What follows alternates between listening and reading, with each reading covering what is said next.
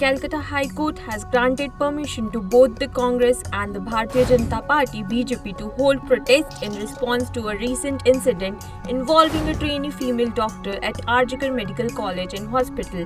The decision was made by Justice Rajshri Bhardwaj's bench on Wednesday. Congress requested permission to hold a rally from College Square to Sham Bazaar on August 29, which the state government did not oppose, leading to unconditional approval. Meanwhile, the BJP sought permission from Kolkata police to stage a protest in Dharamtala but received no response.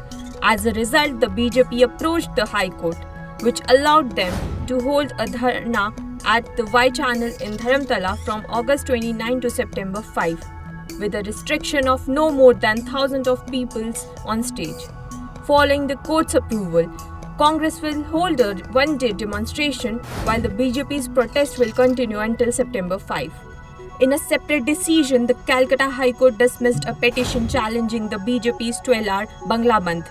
The court cited previous misinformation from the petitioner, Advocate Sanjay Das, as the reason for rejecting his plea. The Supreme Court has granted bail to Prem Prakash, an associate of Jharkhand CM Hemant Soren, who was jailed in a money laundering case related to illegal mining.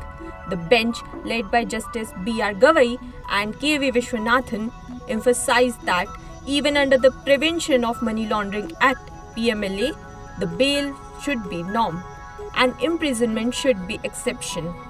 The court criticized the Jharkhand High Court's previous decision on deny bail, stating that there is no evidence suggesting Prakash guilty or the likelihood of evidence tampering. As a result, the Supreme Court overturned the High Court's March 22nd order and granted bail to Prakash on a bond of ₹5 lakh.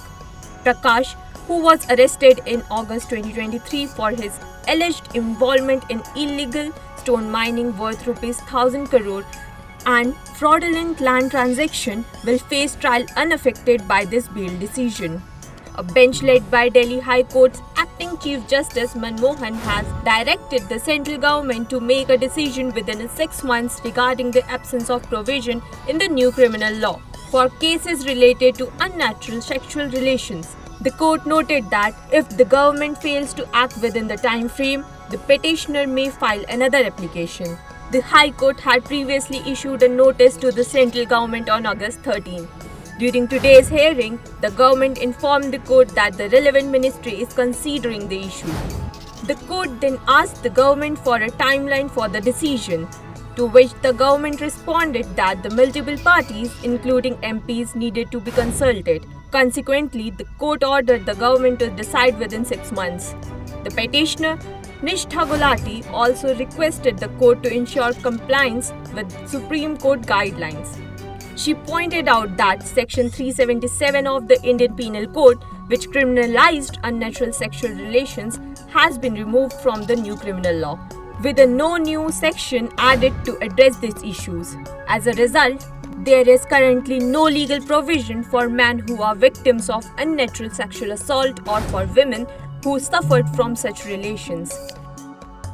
The 4 co-owners involved in the case of the 3 UPSC students who died due to the waterlogging in the basement of Rao IAS coaching in Delhi's Old Rajendra Nagar have filed a bail petition with the Delhi High Court.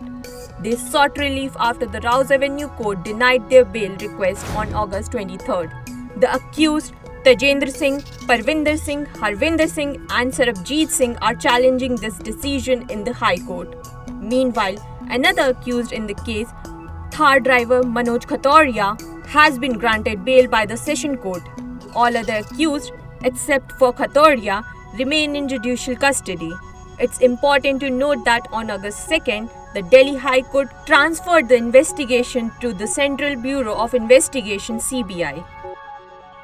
The Supreme Court has strongly criticized the Maharashtra government for its delay in compensating the Bahirat family of Pune for their acquired land.